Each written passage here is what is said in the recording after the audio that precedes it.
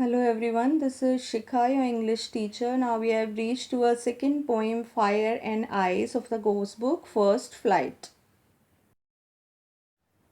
So again, The Fire and Ice is also written by Robert Frost. He was born on March 26, 1874 and died on 29 January 1963. He was an American poet and his work first published in England and after that in America. He has awarded with a prize called Congressional Gold Medal in 1960 for his poetic work. So basically, he is a poetic writer. He writes the poem, and most of his poem based on the nature. As we studied the last poem, Dust of Snow. Snow is a snow, tree, and crow are also related with the nature. And in this poem, we are going to study about the fire and ice, and these both things are also related to nature. So let's start. Fire and ice. Some say the word will end in fire, some say in ice. From what I have tasted of desire, I hold with those who favor fire. Now, desire means a strong feeling of warning, means when you are having a desire, a wish to do something. And favor means to support, when you are approving something. So, in this poem, the poem expresses a type of very deep idea that this entire world would end whether by the ice or by the fire. One group of the opinion means there are so many persons are there. So one group of the person, they are having the opinion that someday the earth is going to be destroyed with the destructive power of the fire, and other group of the peoples are having that this world is going to be ruined by ice. Okay, so the poet then compares now the opinions of the word, the peoples of the word. Now the poet is giving his own opinion. The poet then compares the fire and ice with the destructive feature, means both the things, if they are used in an excessive manner, they can be the result in a destructive manner. Okay, so the poet is comparing the fire and ice with their destructive feature, and that can be compared with the human emotions, humans desires, and their love and hate. Okay, so ice and fire, they are represented in a negative sense in this poem. In the first part of the poem that we are going through, in first stanza, poet is talking about the destructive power of the fire, and as we are having the destructive power, a type of hate in her heart, means someday if the fire is come in a destructive manner, it can destroy everything. Same as if there is a lot of hate, if the hate is they are in an excessive manner in one's heart, that it can also destroy the body of the man, the emotions of the man. So he is saying what is aware about the fiery desire. The fire is symbolized as a desire here. He would favor, means the poet is giving his favor now. One group is giving the opinion that fire will destroy the world, and other group is giving his opinion that ice will destroy the world. Now poet is giving his opinion that according to the poet, the poet is going to be with those person who is on the side of fire. By saying so, the poet is just bring about this idea that the human beings who are having so many emotions in their heart, those emotions are ruling them. Okay, means he is just going to do the work according to their emotions, and that should not be there. We have to control our emotion. Whatever type of emotion should be there, we have to control. But the human emotions that can be very much destructive at a movement, that are compared with the fire, and according to the poet, that fire can destroy the world as well as the feelings of the man. Now the rhyming scheme of this paragraph is A B A A. As the first line is rhyming with the third and fourth line. The last word of first line is fire, then desire, and then again fire. So these three words are rhyming, and B is I. So the poetic device, the rhyming scheme will be A B A A. Now the literary device in this paragraph, first is assonance. Assonance means the repetition of the vowel sound in a sentence. Here the sentence is given, hold with those who favor fire. Now here you can see the repetition of the consonant sound O is coming in a word again more than one time, so the literary device will be assonance. Now another is alliteration. Alliteration means the repetition of the consonant sound. Now in the phrase word will, the word is a start from W and will is a started from W. W is a consonant sound, so alliteration will be here. Again in the next phrase favor fire, here F is repeated more than one time, so alliteration will be there because F is also a consonant sound. Now there is a type of imagery. Imagery is something that is symbolizes a thing, means a hint is given and you have to find out that about which thing we are talking about. Like we solve the puzzle and riddle, same the imagery work is there. A type of hint is given and we have to find out that thing through our senses. So which type of imagery is given? Word with and in fire. Now here indirectly imagery of the fire has been given, that the fire is having so destructive power that it can destroy the word. Now next poetic device is anaphora. Anaphora is the poetic device when some of the word is coming in the beginning of the sentence and the same word is again coming in the beginning of the next sentence.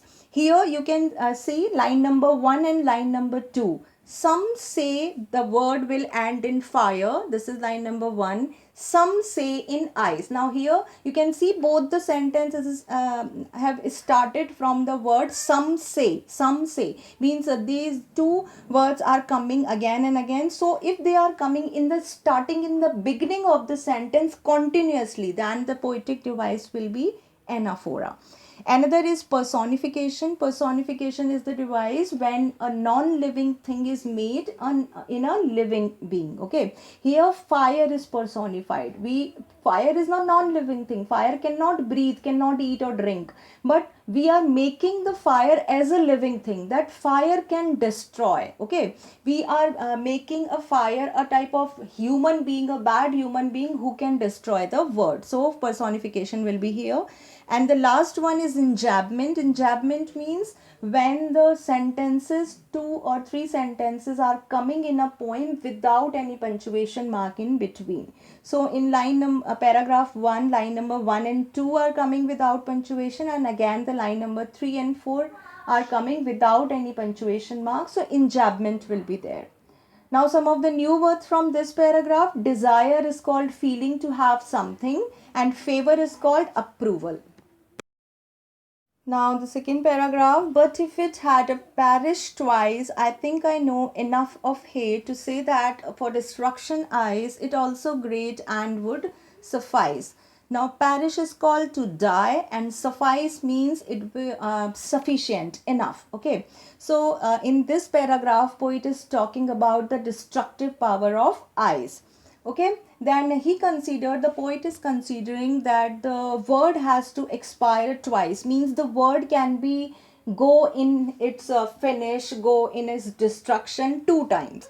Eyes would be equally competent to finish it, means if the fire has so destructive power that can destroy the word, the eyes is also has the same power that can also destroy the word, means if the fire will go till extent or the ice will go till extent, then in the both sense equally they are able to destroy this word. He brings about a contrast between the ice and hatred. Now again the negative thing is coming. The ice and fire both are presented in the negative sense. Again the negative sense of the human being, that is hate, is compared with the ice. The human capability is very means insensitive. When you are feeling very insensitive towards anyone, when you are keeping a type of hate for anyone and about your own potential, then it can be cause of the self destruction, inner destruction. Means when we are hating someone, then that person is not going to be affected by you. You are making the loss of your body, you are making the loss of your senses inside your body, and that is compared with the eyes. Means if eyes can have the destructive power, there is no effect on the eyes, but eyes can have this power that can destroy the other thing. So though the slow or steady, means that this destructive power you cannot see at the sudden or at very high peak, they are very slow and steady. The same effect of the desire is also having on us. Means at the first place the poet is talking about the hate, that is a negative thing, and the second thing he is placing the desire, that is also a type of negative thing of the human being. If you are having the desire of having so much money, if you are having the desire to go out to live a luxurious life, or means some type of desire that is not normal, that is not making you to lead your life normal, you have to do so many sacrifices, you have to just make the mind upset of so many people, you have to go out against the consent of your family members, means you are doing everything at your own in a selfish manner. So this is the thing desire can affect. Okay, so that's why the poet is comparing the destructive power of fire with the hate, and destructive power of the eyes with the desire. When both the things are destructive in the nature, fire and eyes, and in the human beings, both the things of hate and desire, they can also create a type of destructive manner. Now the rhyming scheme of second paragraph is B, C, B, C, B, where the rhyming, the last word of the line number 1, 3 and 6 are rhyming with each other, and last word of second and fourth lines are rhyming with each other, that are twice, hate, eyes, great and suffice. So the rhyming scheme will be B, C, B, C, B. Now the literary device in this paragraph is assonance, the repetition of the vowel sound, and the vowel sound I is repeated in this line, but if it had to perish twice, more than means many times I has repeated.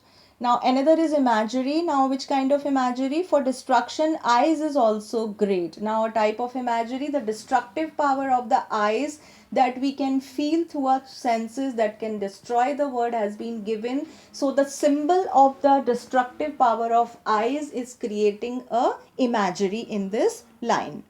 Now another poetic device is personification. In the last paragraph, fire is personified, and in this paragraph, ice is personified. Means ice is considered as a living thing that can also destroy the word. So the poetic device will be personification. The last poetic device is enjambment. Again, line number 3 to 5, they are coming continuously without having any punctuation mark in between. So enjambment will be here. Some new words from this paragraph: perishes means die, and suffice is called be sufficient.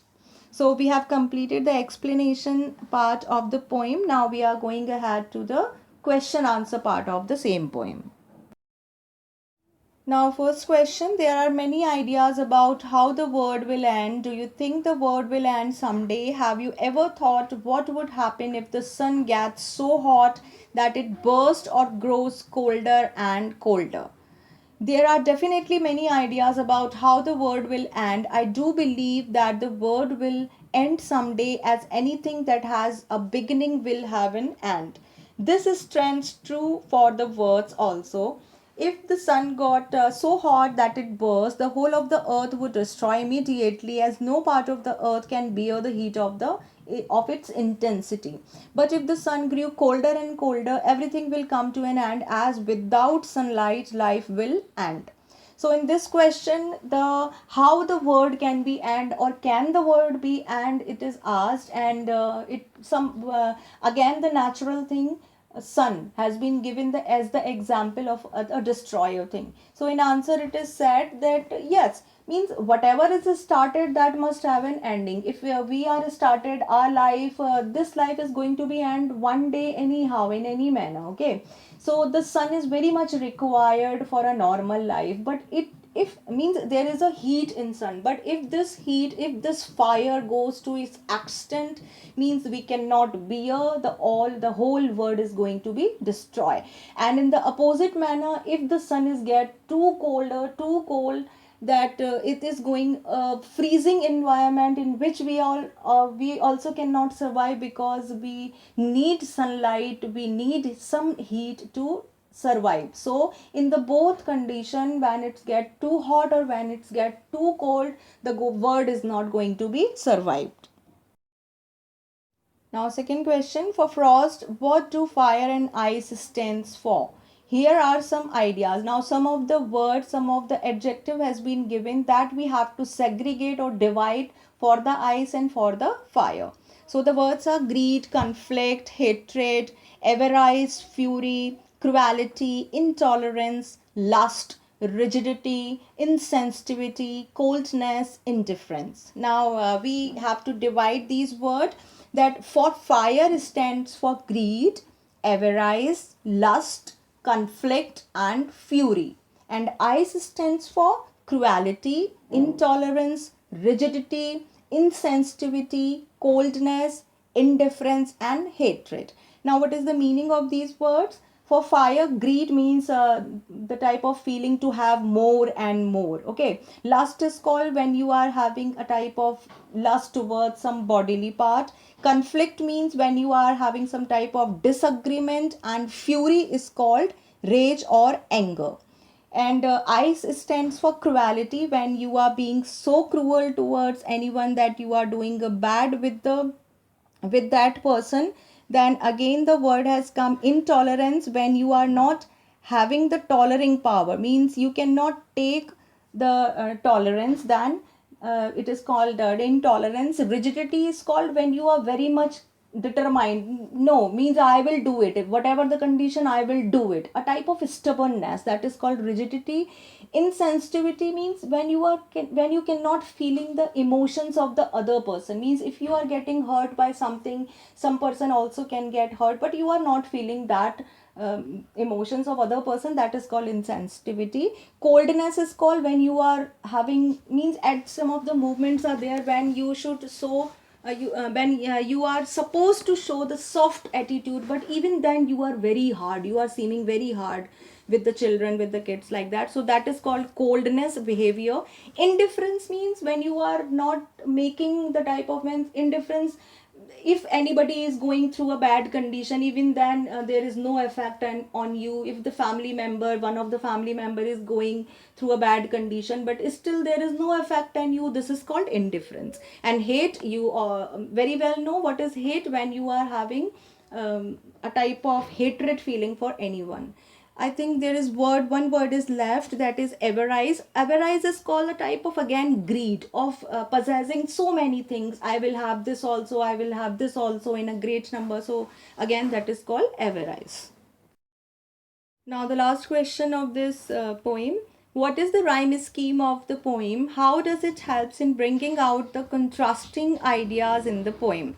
The rhyme scheme of the poem is A B A A B C B C B. This rhyme scheme helps in bringing out the contrasting ideas of fire and ice presented in the poem. The poet mentions that both fire and ice are probably ends of this word. He talks about how the fire represents desire and can therefore bring an end to the word. Now, because of means a type of rhyme is there in this poem, that's why there is rhyming scheme is set in this poem. And ice and fire both are shown in their destructive manner, in their negative effect that can destroy, that can be the cause of destruction of this word. Means the ice and fire in the natural thing, and hate and desire for the human, they both are destructive. So here we have completed the explanation and textual part. So that's it for now. We'll meet again.